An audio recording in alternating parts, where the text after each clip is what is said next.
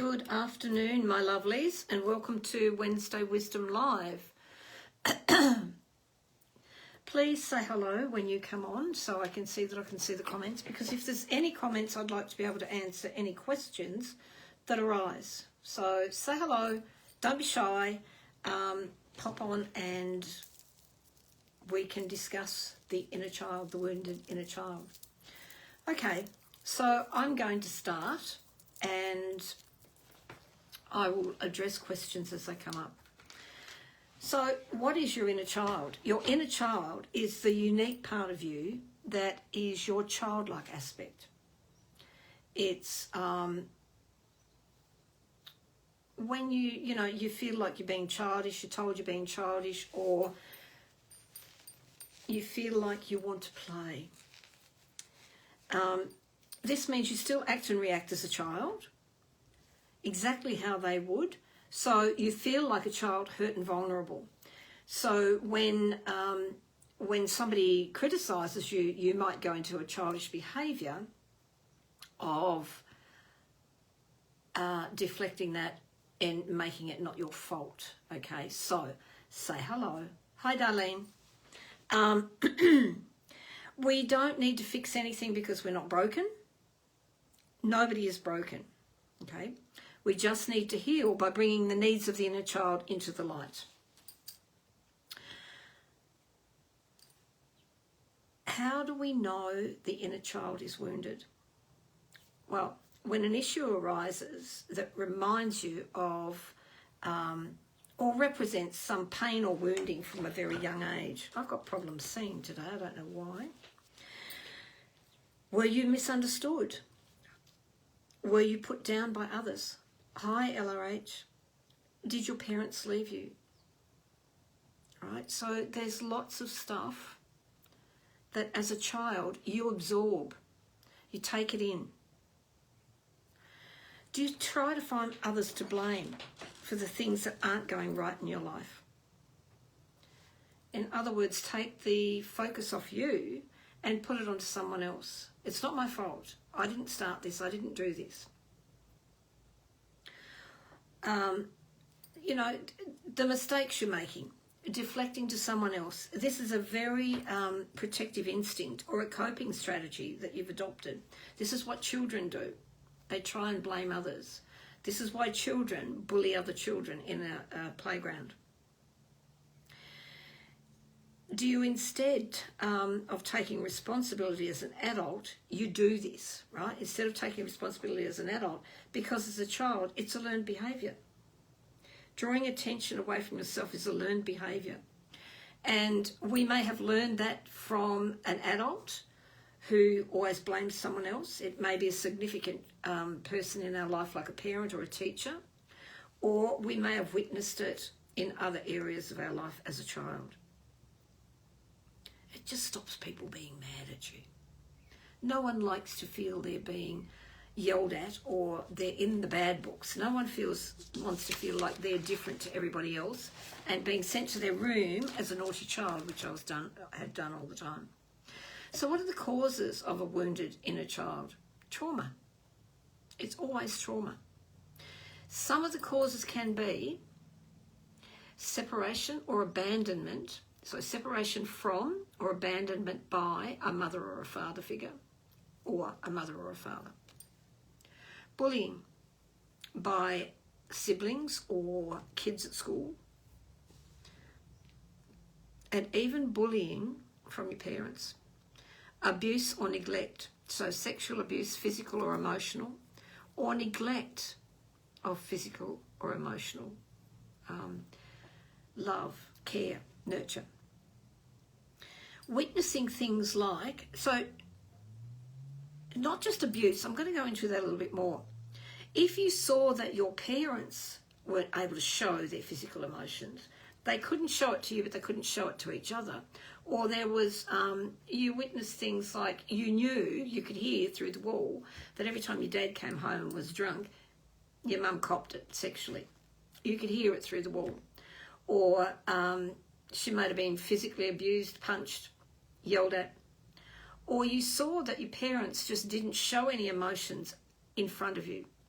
didn't show love, so you didn't see how to form relationships yourself. You may have had parents or witnessed other people in the family that had addictions such as drugs, alcohol, sex within the family, okay? You may have witnessed that. You may have been a product of domestic violence. You may have witnessed that. You may have also been subjected to it yourself. And there may have been significant life changes, like you might have been uprooted so many times in your life. Just got to know friends at school and then you changed schools, or you changed towns, or your dad was always moving around, so you, every time, or you didn't have a solid home environment because of rental situations, or you were a child of housing commission. And quite often those children were shunted from one housing commission home to another, to another, to another. Different locations. So there's a lot of causes there. Pardon me. The things that we can do are these. Sorry, the things that we not can do, the things we do as coping mechanisms, or results. These are the results of those causes. These are the things that show up in our life. This is how we can recognise we've got a wounded inner child. We have low self-esteem. We don't value ourselves. We put ourselves down at the drop of a hat. We judge ourselves. We call ourselves names. We don't love ourselves. We sabotage or derail our own success. So as soon as we think we're going to make it, we do something to stop ourselves from doing that. We can become very aggressive. We can yell, argue, outbursts of rage that just come from nowhere. And that aggression is usually because it's a defensive mechanism, because you're frightened someone's going to be mad at you, so you're going to get mad at someone else first. It's deflecting. Emotional instability. So you can have heightened emotions, or you can have feelings of shame at showing or sharing your emotions. So for me, most of my life, I cried at the drop of a hat. I don't now. I cry when I need to, but it's like I cried all the time at the drop of a hat. And that was because I wasn't allowed to show my emotions as a child, because I was called a sook every time I did. You can't let go of the past. You keep living in the past. You keep dragging up the past as a reason for why things are going wrong in your life right now, or why you're doing the things you're doing. Your feelings are you're never good enough. No matter what you do, you can't please anyone, you can't please everyone, and you can't please anyone. You keep trying to please everyone, but you end up pleasing no one, and least of all yourself. You have feelings because of that, feelings of not being good enough, that something's wrong with you. There must be something wrong with you because I can never do anything right. I'm sure you've heard yourself say that at times. What's wrong with me? I can never do anything right. I've heard people say, I never win anything, so I don't know why I bother. So that's feelings of not being good enough. It always happens to someone else. It never happens to me. You try to please everyone else all the time. You do anything, you trip over yourself to go pleasing other people. You have tendencies of perfectionism. I used to be so bad at that. Everything had to be 150% perfect when I did it, or else it wasn't good enough. Near enough wasn't good enough. And I was brought up with the saying of, if you're going to do a job, do it right. In other words, there's no room for error. Form relationships too easily with the wrong people. Hi, Anna. So looking for love in all the wrong places. Anything that looks like love. Anything that looks like love, you'll go for and you'll accept it as a relationship. Even if it's abusive.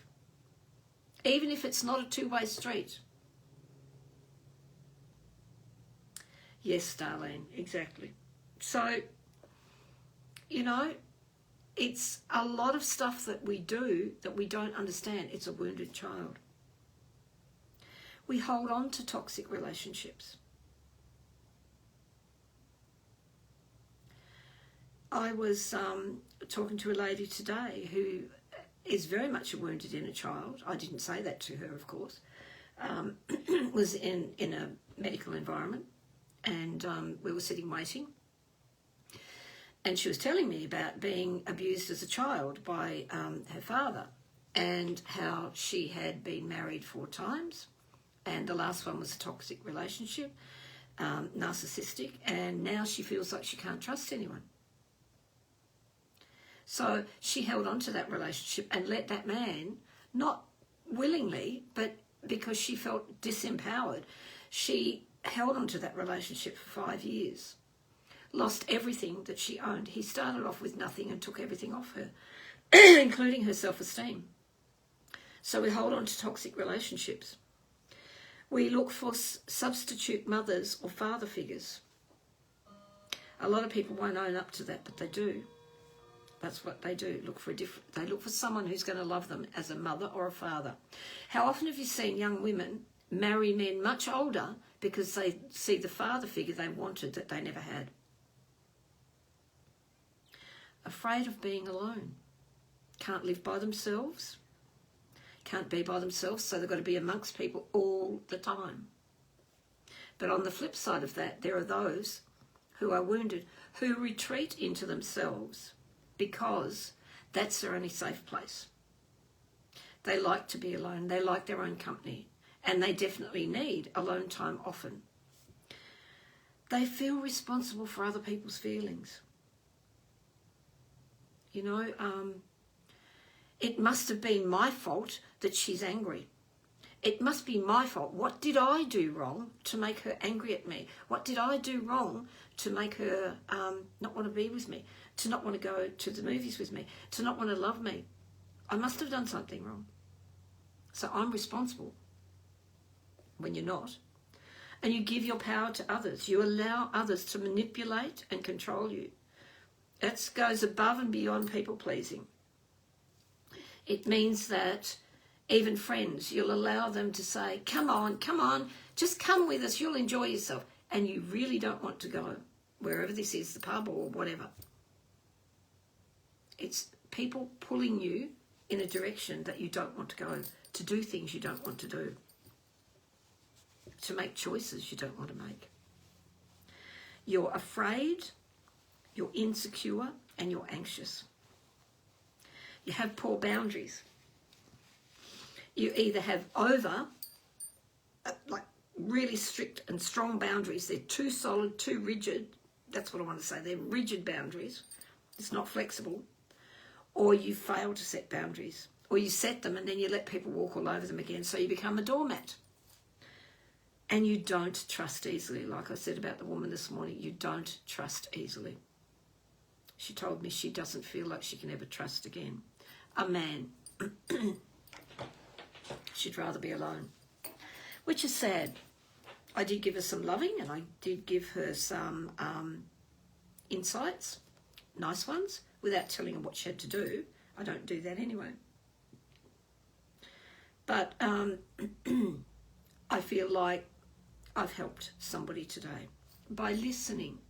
And when we listen to others, we don't always have to give advice. When we listen to others, it gives them a platform. Gives them a platform to air their sadness, their sorrow, with someone that may not judge them because we don't know them.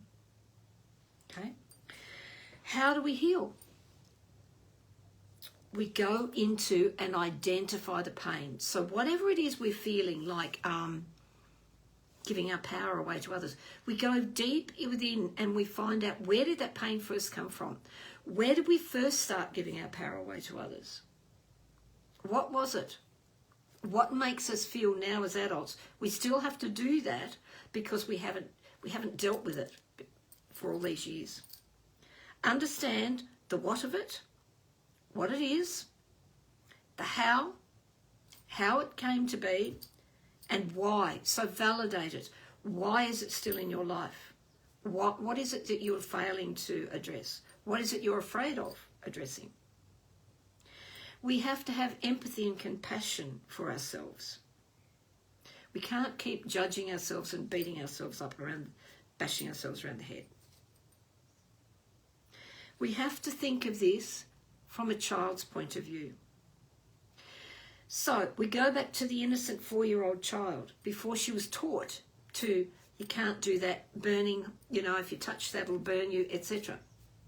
We go back to that innocent 4-year-old child, wide-eyed with wonder. And we imagine the situation we're in right now from her perspective. What would she do? That's what we need to look at. We need self-love and self-care. We've got to stop criticising ourselves. Stop being the first to judge ourselves before someone else does. We need to care about ourselves. If we don't care about ourselves, there's plenty of other people out there who won't care either. Couldn't care whether you fell over, dropped dead. You may have been shown love, but doubted the validity of that love. So you may have been shown love by your mother, but you may have felt that it was conditional. Now you doubt yourself. That's why you don't love yourself. So the doubt that you had when you were shown love as a child, you may never have been shown enough love, but you may have been shown some love in snippets. You may have thought it was because your mother felt she had to love you, or your grandma. And there must be something wrong with me because I'm not as favoured as the young child or the eldest child or successive children or a sibling who's a brother. So you doubt yourself, and that's why you don't give yourself love and don't respect yourself. Or you just weren't nurtured. That's where self-love and self-care start to lack because you weren't nurtured. You may have had a life of not being heard. Doesn't matter what you went to say, shh. Silence is golden. Seen and not heard. I'm sure a lot of you heard that one. Children are to be seen and not heard. In other words, you're not allowed to speak. Not allowed to have a voice. Not allowed to have an opinion. So now that's a learned behaviour and that's within you. The child within's wounded because she was never allowed to have a voice, never allowed to feel heard or validated. So, you felt unloved maybe, not good enough or unlovable. That's even worse. I'm unlovable. And a lot of women out there feel unlovable. So they go for anyone who looks like they're going to love them. Because deep down they feel like no one's going to love me anyway. And narcissistic relationships are very much that. Stay with me because no one else is going to have you anyway. So they groom you to feel unlovable. Honour your needs. That's another way of healing. Honour your needs. Rest. When your body tells you to rest, you must rest. Set boundaries. You need boundaries for yourself. You need to have boundaries so that you're protecting yourself. And it's not just about protection. It's about making sure that you're honouring the inner child and the growth of that inner child. Comforting your emotions. Allow yourself to cry. Allow yourself to feel sad. Allow yourself to feel angry. And connection. Connection with people who care. Build connections, strong connections. Here are the other things that can help to heal. Learn to play with the inner child. So all the things you used to do as a child, go back and work out what they were. What were the things you found fun as a child? Go do them. I will go to a park, and if I need to have my inner child play or make her feel that she's honoured and valued, I will sit on a swing. I will sit on those little jumping up and down horsey things. I'll sit on the things that go round and round. I will do all that stuff. I will make sandcastles.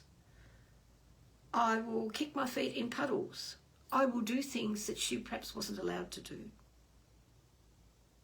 Unless it was a special occasion and that was a treat. They're things children should be allowed to do. not as a treat, not as a reward for being a good girl. So, learn to play helps to heal the inner child, and you're nurturing the inner child. You are nurturing that inner child with the freedom to experiment and have fun. So colour outside the lines. Paint in any fashion you want. Make a mess. Throw flour up in the air when you're cooking. Do whatever that you wouldn't have been allowed to do. Don't be the responsible adult. Be the child. Think about it as if you were a grandparent and you had a kid over, a grandchild over. What would you do? Allow them to cut up and chop up things and put them, mix things. It wouldn't matter if it's splattered on the floor or up the walls. This is what you need to do. There may be closure, but you can still heal. Sorry, there may not be closure. You may not have closure on some of the things that happened to you as a child, but you can still heal when you become the parent or reparent that child. So you need to go within and find that inner child, and you need to nurture that inner child. Start reparenting that child. Be the parent you didn't have to that little being that's within you, the innocent side of you. Remember, children need to be loved. They need to be respected. So I'm talking about your inner child here as well. Protected. And the parent is responsible for providing their needs. The needs the child need are, and these are probably things you will tick and go yes or no, no, no. They need their emotional needs met. Their physical, so safety, security, and their mental, their love. Their love, growing mentally, not being put down, not being told they're useless or don't be stupid, or they're dumb, or they're an idiot, or they're just in the way. So emotional, physical and mental needs are what a parent is supposed to provide for a child. Ask your child, inner child, what she wants to do today. What would you like to do today? And don't forget, call her by a name. So mine is Alice, because that was my nickname as a child. So call her Alice and ask her, or you call her whatever you were known as, not a bad name, because sometimes we were given names that were very derogatory and weren't very nice as a child. So it helped people to make fun of us and pick on us. So find a name that suits you if you weren't given a nickname as a child, and call her by the name. Ask her what she would like to do today. How can I help you today? Validate her needs. Lots of other things we can do to heal the inner child, but that's just some of it. So, are there any questions? If not, go play with your inner child today. Have some fun. What's left of the day. Thank you for being with me today, and I look forward to every Wednesday with you. Bye for now.